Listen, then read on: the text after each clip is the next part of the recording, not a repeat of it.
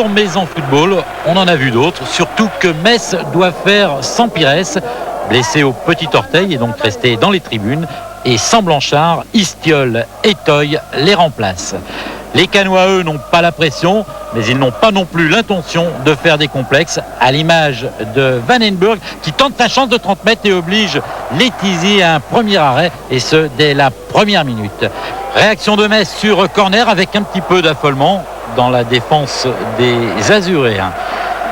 La deuxième occasion des Lorrains, toujours sur corner. Gaillot a frappé cette balle, Vimbé l'a bien arrêté, mais Monsieur Léon avait sifflé, donc plus de peur que de mal pour les joueurs d'Adicote. Le temps passe et Metz déjoue. C'est plutôt surprenant de la part d'un brillant leader, et il faut attendre la dernière minute de cette première mi-temps pour voir une action construite qui aille pratiquement au bout. Bonne traversée de Rodriguez qui tente sa chance, mais le ballon est dévié. Et à la mi-temps, donc, le score est de 0-0. Et la deuxième période recommence par un nouveau coup d'audace des Cannois. Relance de Letizy, bien intercepté par Côte. Bonne frappe encore de Vandenburg et de peu à côté des buts lorrains. La réaction des joueurs de Joël Muller est presque instantanée. Toys, changement d'aile. Mérieux laisse passer, récupération Gaillot. Gaillot très offensif, combine avec Boffin, centre de Boffin, Lukic, reprise de Gaillot et bon arrêt de Grégory Vimbé. Metz met la pression en ce début de deuxième période. Mérieux a tiré le corner, retourne acrobatique d'Istiol, Song charge un petit peu Vimbé, Rodriguez marque, mais l'arbitre Monsieur Léon avait logiquement sifflé la charge de Song. 55e minute maintenant, les Cannois ne se laissent pas abattre. Belle combinaison entre Abou et Marsiglia, et heureusement Letizy avait bien anticipé. 62e minute maintenant, ballon toujours dans les pieds des Messins avec Castendutch pour la tête de Capou.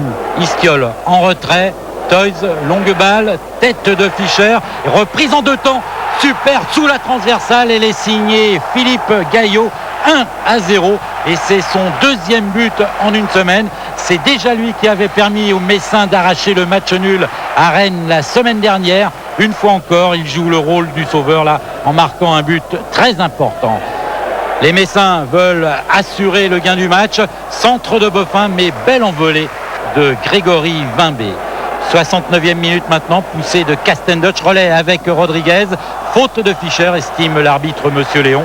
Et coup franc tiré par Boffin pour Mérieux.